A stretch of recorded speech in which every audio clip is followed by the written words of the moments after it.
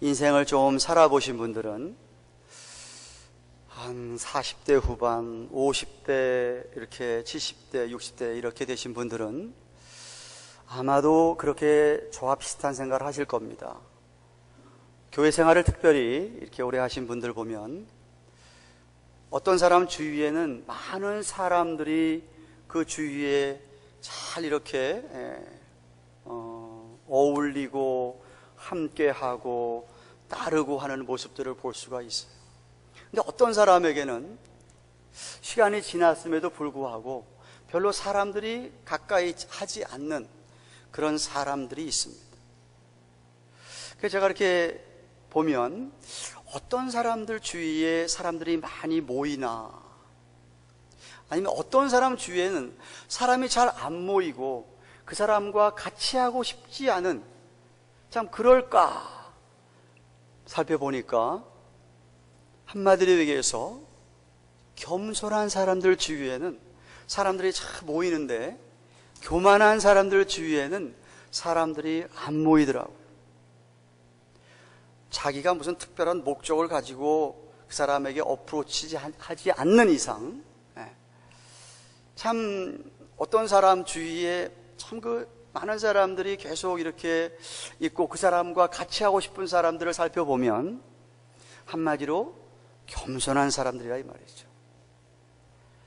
우리 예수 믿는 사람들뿐만 아니라 온 세상 사람들이 똑같이 느끼는 것은 참 이 겸손이라는 것만큼 우리 인생들에게 있어서 참 중요하고도 좋은 덕목이라는 것입니다.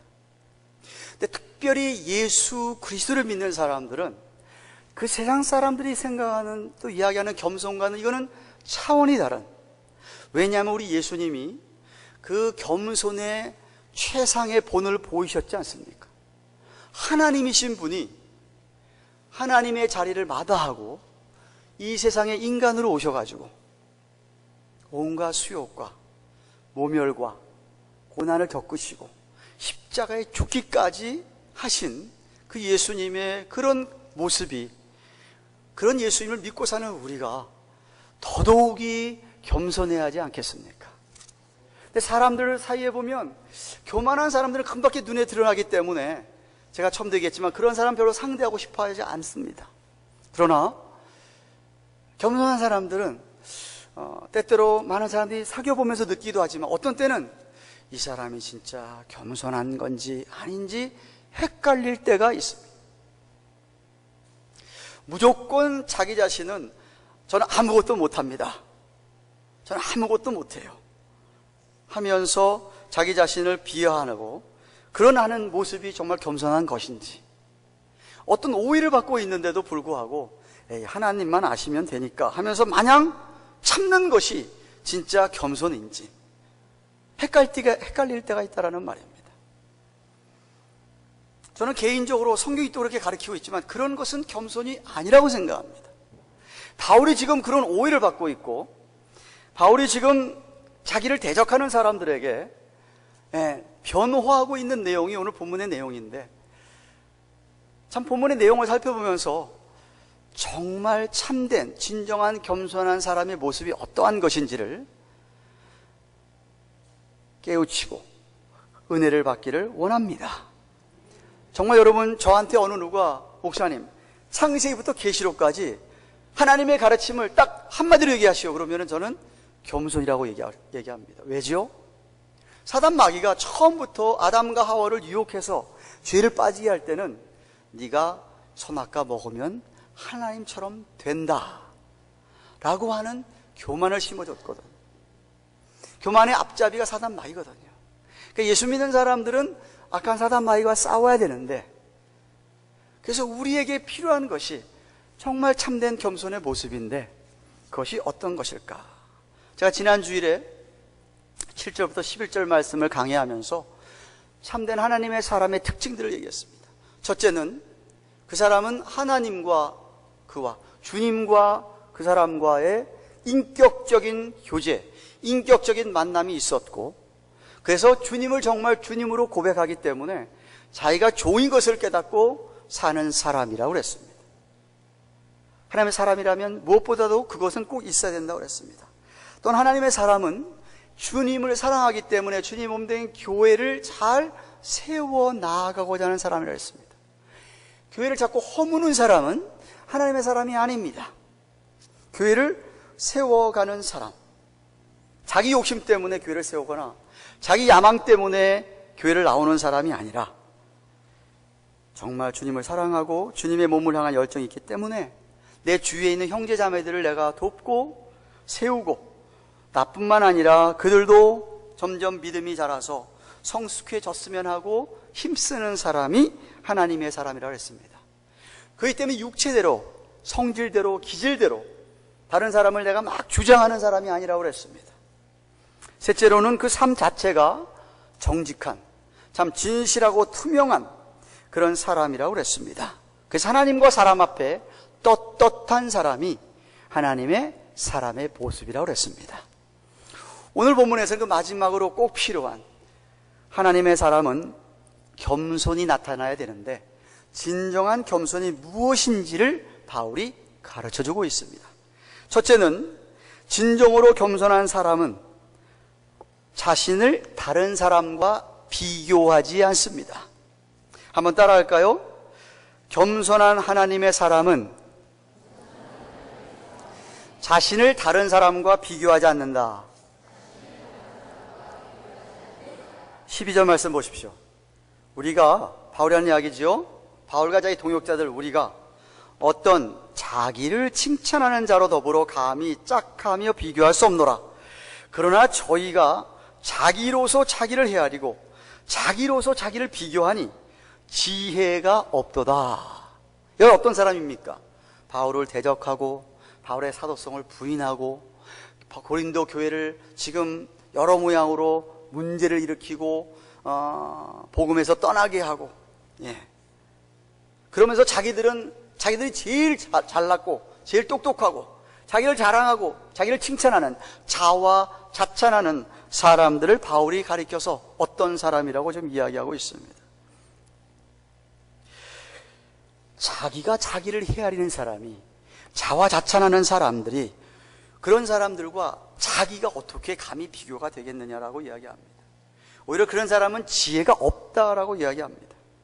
마치 여러분 기억하세요? 예수님께서 누가복음 18장에 보면 두 종류의 기도하는 사람을 얘기합니다. 바리새인이 손을 들고 하나님 앞에 기도할 때 어떻게 기도하느냐 하면, 하나님, 나는 저 사람들과 같지 않음을 인해서 감사합니다. 나는요 저 사람들처럼 도둑질한 적도 없고, 난 저 사람들처럼 이렇게 간음한 적도 없고요, 난 저 사람들처럼 불을 행한 적도 없습니다. 아니 저 세리와도 나는 다릅니다 하고 자기를 그 사람들과 비교하면서 내가 저 사람들과 같지 않음을 인해서 감사합니다라고 기도했다는 거예요. 근데 옆에서 세리는 어떻게 기도하죠? 주님, 제가 정말 죄인입니다. 나를 불쌍히 여겨주세요 라고 기도했다는 것 아닙니까? 바울은 어떤 것을 자랑했는지 아십니까? 다음 장 11장 30절 보시면은 이런 말씀이 있습니다. 내가 부득불 자랑할진대, 이 소리는 너희가 만약 나더러 뭘 자랑하라고 한다면 이 소리입니다. 뭘 자랑한다고 그럽니까? 나의 약한 것을 자랑하니라. 나의 약한 것을 자랑한다는 거예요. 나의 부족을 자랑한다는 거예요. 나의 부족을 서스럼 없이 너희들에게 이야기한다는 거예요. 여러분은 무엇을 자랑하고 삽니까? 여러분에게 자랑할 게 무엇입니까? 사실 자랑한다고 하는 것은 다른 사람과 비교할 때 자랑하게 되는 것 아니겠습니까? 나는 한 목사보다 키가 훨씬 크니까 다른 사람과 비교할 때 자랑하는 거예요. 무엇이든지. 그렇잖아요? 그러나 하나님의 사람은 다른 사람과 비교하지 않을 뿐 아니라 자화자찬하지도 않을 뿐 아니라 예수 그리스도만을 자랑합니다. 하나님의 사람입니다. 자랑할 게 있다면 바울처럼 제가 이렇게 부족합니다라고 이야기할 수 있다는 것이죠. 여러분, 절대로 다른 사람과 비교하지 마십시오. 하나님은 여러분 그 모양 그대로 하나님이 만드셨어요. 그리고 하나님께서 여러분을 재창조하셨어요. 십자가의 보혈, 예수님을 믿어지게 하시고 여러분 새로 태어나게 하셨어요. 여러분, 세상 여러분 같은 사람 한 사람도 없습니다. 쌍둥이조차도 어딘가 달라요. 그러니까 여러분 다른 사람하고 결코 비교하지 마십시오. 둘째로, 진정으로 겸손한 하나님의 사람은 오직 하나님께서 자신에게 나누어 주신 분량으로 감사하며 주어진 일에 최선을 다합니다. 한번 따라할까요? 오직 하나님께서 나에게 주신 분량으로 감사하며 최선을 다한다. 13절 말씀 보세요. 그러나 우리는 분량 밖에 자랑을 하지 않고 오직 하나님이 우리에게 분량으로 나눠주신 분량의 한계를 따라 하노니 곧 너희에게까지 이른 것이라고 했습니다. 근데 바울과 달리 이 거짓 선지자, 거짓 교사들은 하나님이 그들에게 계시의 말씀을 주지도 않았음에도 불구하고 그 유대 율법을 가지고 주장하고 거짓 진리를 가지고 이스라엘 사람 유대인들에게 그 고린도 교회에게 잘못 가르치고 교회를 힘들게 했던 것이에요. 그러면서도 그런 자기들을 자랑한 거예요. 근데 바울은 오직 하나님께서 자기에게 주신 것만 가지고 자랑했다는 거예요. 하나님이 자기에게 주신 계시만을 전했다라는 거예요. 그런 거 보면요, 여러분 정말 우리가 계속 하나님의 말씀으로 양육을 받는 게 너무 중요합니다. 처음에 예수 그리스도를 믿고 처음에 은혜를 받고 너무 좋았다가 시간이 지고 흐르면서 점점 시간 지나다 보니까 자꾸 말씀에 대해서 의심이 생기고 회의가 생길 수 있어요. 왜? 사단 마귀가 가만히 안 두거든요. 근데 그럴 때 여러분이 계속 지속적으로 누군가로부터 여러분이 하나님의 말씀의 가르침을 받고, 그러면 오히려 그 의심했던 것이 더 믿음의 진보를 나타낼 수가 있다는 거예요. 여러분 주위에 여러분 가운데서 여러분이 전도하거나 여러분이 아는 사람들 가운데서 잘 믿다가 또 이렇게 조금 주저주저하는 분들이 있으면 여러분이 정말 사랑의 마음을 가지고 친절하게 나아가서 여러분이 아는 한도 내에서 말씀을 전해야 되고 권면을 하셔야 됩니다.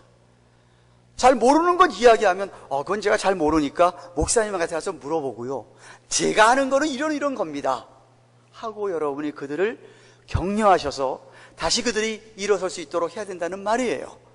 그게 바로 자기 분량 안에서 한다는 거예요. 바울은 그랬다라는 거예요. 내가 넘어가지 않았다는 거예요. 그 분량 안에서 하나님 은혜 주신 것 따라서 선교 여행 가운데 고린도에 들러가지고 거기 믿는 사람이 없으니까 복음을 전했다는 거 아닙니까? 교회가 섰다는 건 아니겠어요? 사실 예수님도 이 땅에 오셔서 공생애 사역하실 때에는 자기 분량 안에 사셨다는 얘기예요. 무슨 얘기예요? 예수님도 얼마든지 십자가 앉을 수도 있는 분이에요. 얼마든지 대적할 수 있고 사탄 대적자들을 얼마든지 물리칠 수 있는 분이에요. 그럼에도 불구하고 십자가까지 그랬잖아요. 나는 원하지 않지만 하나님의 뜻이면 십자가까지 지겠습니다 하고 진 거 아니겠어요? 또 하나는 하나님께서 알고 있는, 오직 아버지만 알고 있는 자기가 죽었다가 부활했다가 승천했다가 다시 오실 그날, 재림의 날은 아무도 모르고 아버지만 안다고 그랬잖아요. 그러니까 자기가 아는 한도 내 분량을 예수님도 넘어가지 않았다는 이야기예요. 이 땅에 계실 때. 하물며 우리일까 보냐라는 얘기죠. 하나님 여러분 각자에게 다 믿음의 분량들을 주시고 한계를 주셨어요. 그 한도 내에서 우리가 주님 앞에 감사하면서 최선을 다해서 일로 감당하는 거예요. 여러분들은 여러분 하나님께서 각자에게 주신 믿음의 분량 안에서 감사하면서 정말 주님을 나타내 보이고 사십니까? 자신을 과대평가하면서 분량 넘어가서 얘기하는 것도 아니고 또 자신을 너무 또 과소평가해서 난 정말 아무것도 못합니다라고 이야기하지 않는, 내가 현재 내 모습 속에서 하나님이 주신 믿음의 분량 안에서 그렇게 그 모습 그대로 감사하며 자존감을 가지고 하나님의 그래도 자녀이고 내 안에 예수님이 계시니까 자긍심을 가지고 여러분은 일로 감당하며 살아가고 있느냐는 말입니다. 재미난 이 기사를 읽었어요. 하나님이 사람을 뭘로 만들었죠? 뭘로 만들었어요? 흙으로 만들었지 않습니까? 그리고 죽으면 어떻게 되죠? 흙으로 돌아가잖아요. 그죠? 평균적으로 여러분 홈디포 가셔서 가장 좋은 탑소일이나 파링소일 한 백 정도 이렇게 얼마인지 아세요? 사람의 몸이 흙으로 젖었는데 이 사람의 몸이 다 부서져서 흙을 할 때 그 흙의 가치가 평균적으로 3불 27전이랍니다. 3불 27전이에요. 아무리 좋은 차에 타고 있어도 여러분 3불 27전이에요. 아무리 좋은 집에 살아도. 우리의 주제를 아시고 하나님이 그럼에도 불구하고 우리에게 믿음을 주시고 내게 어떤 분량을 허락하여 주셨잖아요. 그 안에서 내가 감사하며 최선을 다하는 거예요. 셋째로, 진정으로 겸손한 하나님의 사람은 다른 사람이 해놓은 것에 대하여 자기 것으로 자랑하지 않습니다. 이게 무슨 소리냐면 남의 수고 다 해놓은 거 가지고 자기가 와서 거기에 대해서 마치 자기가 한 것 마냥 크레딧을 받지 않는다는 얘기예요. 그거는 그 사람이 한 거고, 그럼 그 사람이 한 것에 대해서 정말 칭찬하고 격려하고 인정해 줄 줄 알아야지, 남이 다 해놓은 거 가서 자기가 가지고서는 자기는 맨 끝에 가서 뭐 한마디 하고서는 자기가 다 한 것 마냥 그렇게 하지 않는다는 이야기. 바울이 그랬어요. 14절부터 16절까지 말씀 보세요. 우리가 너희에게 미치지 못할 자세로 스스로 지나쳐 나아간 것이 아니요 그리스도의 복음으로 너희에게까지 이른 것이라. 우리는 남의 수고를 가지고 분량 밖에 자랑하는 것이 아니라, 남의 수고를 가지고 분량 밖에 자랑하는 것이 아니라 오직 너희의 믿음이 더할수록 우리의 한계를 따라 너희 가운데 더욱 위대해지기를 바라노라. 이는 남의 한계 안에 예비한 것을 자랑하지 아니하고 너희 지경을 넘어 복음을 전하려 함이라. 그랬어요. 이게 무슨 말이에요? 바울은 복음을 전할 때 다른 사람이 복음을 전한 그곳에 가서 자기는 복음을 전하지 않는다는 이야기. 다른 사람이 사역하고 있는 데 가서 내가 막 사용하지 않는다는 거예요. 그러면서 내가 한 것 마냥 그렇게 하지 않는다는 거예요. 고린도 교회도 사실은 아무도 복음을 전하지 않은 곳에 가서 바울이 2차 선교 여행 때에 복음의 씨앗을 뿌린 거라 이거죠. 만약에 거기 누가 했다 그러면 자기는 거기 안 가고 다른 데로 갔을 거라는 이야기를 합니다.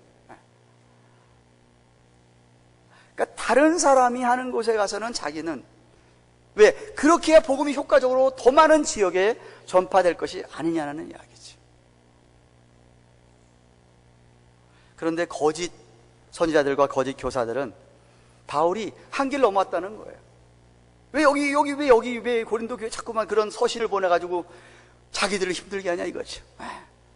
자기 안에 문제가, 교회 안에 문제가 많은 것은 생각하지 아니하고 자기들이 다 그런 일을 벌려놓고 바울의 세력들을 사실 바울을 지지하고 바울의 가르침을 따라 사는 그런 고린도 교인들을 몰아내고 자기들의 세력을 확장하기 위해서 자기들의 어떤 욕심, 욕망, 야망 때문에 그들은 그렇게 했던 것이에요. 그러나 바울이 하는 얘기는 그게, 내가 너희에게 복음의 씨앗을 뿌려놔서 고린도 교회가 섰다고 한다면 너희들이 정말 믿음의 진보를 가져 더 그 주위 지역으로 더 복음이 더 전달되어서 심지어 로마에까지도 너희들 때문에 복음이 전달되기 원한다는 거예요. 자기는 다른 사람이 뭐 이렇게 하고 있는 거지, 절대 그렇지 않는다라고 바울이 자기를 지금 디펜드하고 있는 겁니다. 혹시 여러분들은 다른 사람이 해놓은 혹은 다른 사람의 수고를 해놓은 것에 대해서 내가 인정을 받고 칭찬을 드리려고 하지는 않는지, 나의 분량의 어떤 그런 것을 넘어서서 겸손한 사람은 내 자신의 분량 안에서 알고 다른 사람의 분량에, 다른 사람의 분량도 내가 존중하고 인정하고 그들이 한 수고에 대해 정말 격려하고 이럴 줄 아는 사람이 겸손한 사람이라는 거예요. 마지막으로 진정으로 겸손한 사람은 하나님의 영광, 오직 주님의 영광만을 추구합니다. 오직 주님께로만 칭찬 듣기 원한다는 말이에요. 마지막 17절 18절 말씀 보세요. 자랑하는 자는 주 안에서 자랑할지니라. 옳다 인정함을 받는 자는 자기를 칭찬하는 자가 아니요 오직 주께서 칭찬하시는 자니라 그랬어요. 이미 이 말씀은 고린도 1장에서, 고린도전서에서 1장 31절에서 이렇게 얘기했습니다. 기록된 바 자랑하는 자는 주 안에서 자랑하라 함과 같으니라. 주 안에서 자랑하라. 이는 아마도 바울이 에레미야서 9장 23절 24절에 있는 말씀, 여호와께서 이같이 말씀하시되 지혜로운 자는 그 지혜를 자랑치 말라. 용사는 그 용맹을 자랑치 말라. 부자는 그 부함을 자랑치 말라. 자랑하는 자는 이것으로 자랑할지니 곧 명철하여 나를 아는 것과 나 여호와는 인애와 공평과 정직을 땅에 행하는 자인 줄을 깨닫는 것이라. 나는 이 일을 기뻐하노라. 여호와의 말이니라. 그 말씀을 염두에 두고 지금 명령하는 거예요. 너희는 주 안에서 자랑할 것만 자랑해라. 자기를 자랑하는 것은 하나님을 모르는 거다 라고 이야기하는 겁니다. 하나님이 어떤 분인지 안다고 한다면, 하나님이 정말 인애와 공평과 정직을 이 땅에서 행하시는 분, 그런 분이신걸 안다고 한다면 자기를 그렇게 할 수 없다. 그러나 사단 마귀의 하수인들, 앞잡이 노래하는 사람들, 그런 사람들은 늘 이 세상에서 자기를 나타내야 되고 자기를 자랑해. 그렇기 때문에 자기 야망과 자기 욕심을, 자기 명예와 권력과 부를 추구하기 때문에 당연히 자기 자랑을 많이 해야 합니다. 주님보다는 자기 자신이 드러나야 되고 자기 야망이 성취해야 되죠. 이런 사람들은 교회를 나와도 하나님을 믿어도 자기 야망을 성취하기 위해서 믿는 거예요. 하나님은 나를 위해서 있어야 되는 거예요. 그러나 그런 자들을 우리 주님이 옳다고 인정하겠습니까?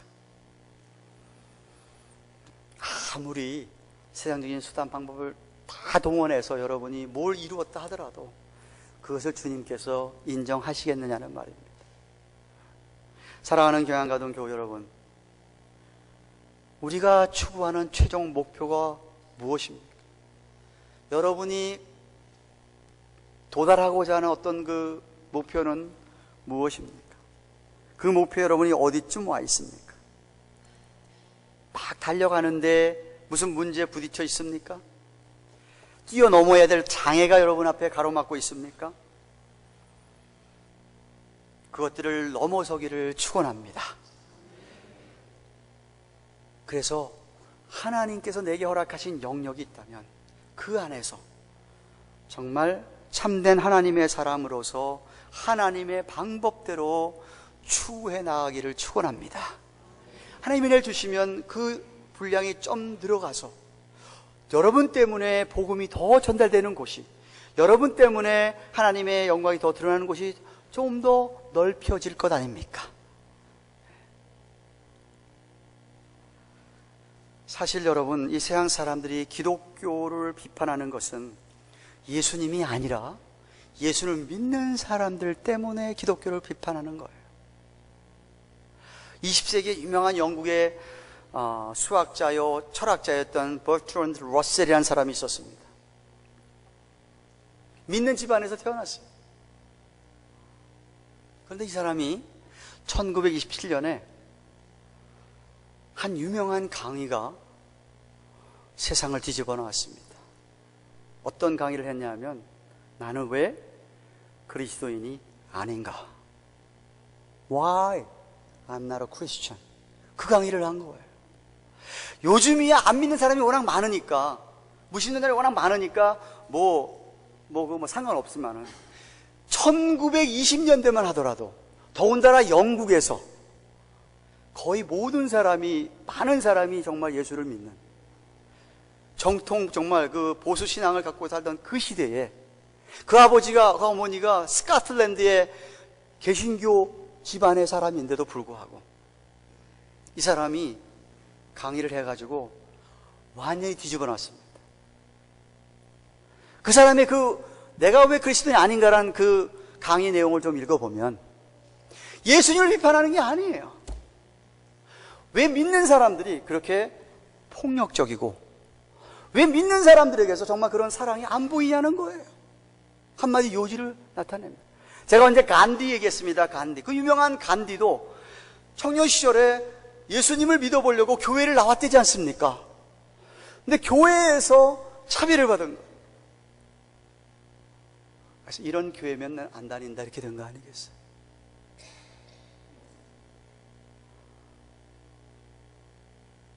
예수님 비판하는 것 아니에요. 그런 사람들도 예수님의 성경 읽어보면 참 그분 훌륭한 분으로 다 얘기해요.